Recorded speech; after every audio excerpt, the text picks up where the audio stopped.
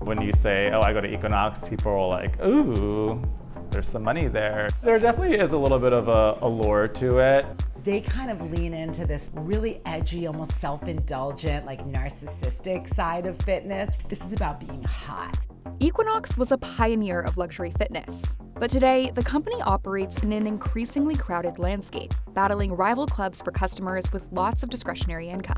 To stay ahead of the competition, the brand is looking to enter new areas, double down on existing markets, and get members to spend more.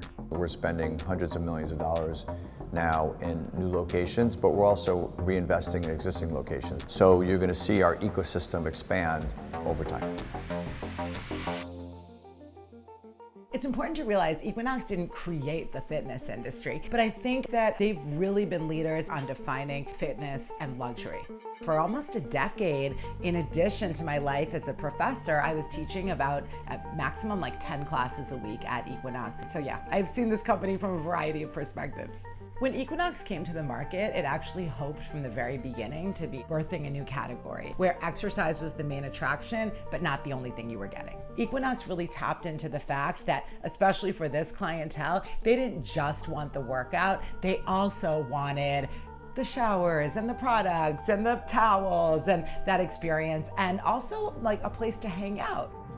We learned the real estate game early on, but we were doing something different. We're doing, street side real estate as compared to mall-based real estate. In the early days, we had to convince them why Equinox was unique. Now they come to us, we're highly sought after as an amenity, as an anchor. Hello, so we're just gonna go through an update. This will be our 33rd location in Manhattan. Super excited to have our first in Nashville. Just make sure we get the right railing on that, not the Home Depot railing.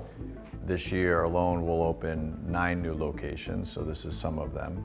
Next year, the plan is to open hopefully 8 new locations, and then after that, 10 plus per annum. Something that is notable when you look at some of the other players in the field is how different the brand positioning of a place like Equinox is to, say, Lifetime Fitness. I mean, Lifetime Fitness facilities are beautiful and they're bigger in many ways than Equinox, but Equinox really doesn't bill itself as like a family place. They've really tried to remain sort of edgier in a way that these other places have not. While other gyms focus on selling cheap memberships to people who never show up, Equinox charges a premium, motivating their members to actually use the space. This also makes it easier to upsell them.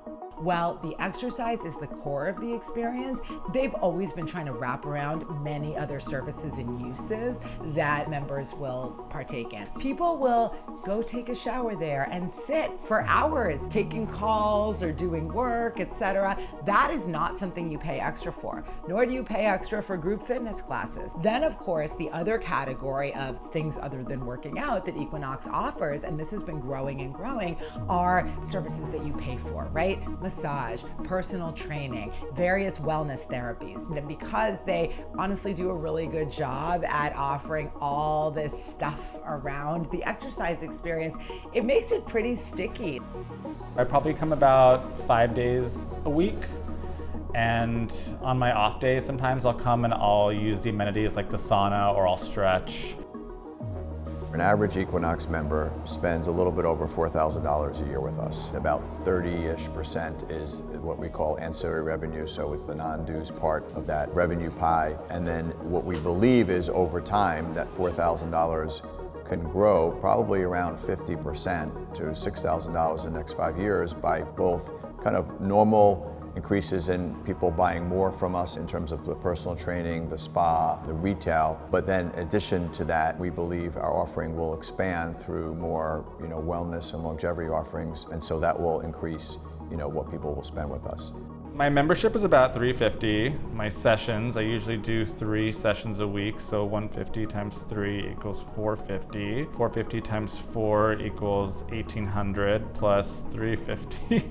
I spend about $2,100 here, but that does not include, wow, it's weird to say that. That does not include protein shakes, my Celsius, a random t-shirt if I find it.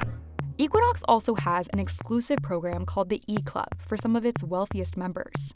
It requires a 1-year commitment to multiple private sessions per week. This is the E-Club. We are on the top tier of the Equinox brand. A lot of members over here are like very successful CEOs, or chairmen. People come 3, 4, 5 times a week. We have to manage the fitness goals, the cardio component, nutrition, health, sleep, travel.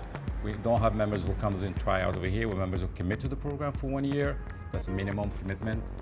For members who want to incorporate fitness and wellness amenities into their travel, Equinox is expanding its hotel portfolio.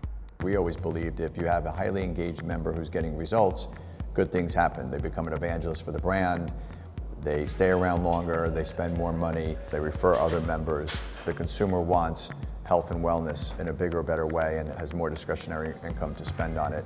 And there's no brand that has more authority to participate and take advantage of these different adjacencies. The fitness industry is moving much more towards being part of this kind of, functional fitness, longevity, broader wellness thing. But at the same time, this is America. People love to look rich and hot, and an Equinox membership is also part of that.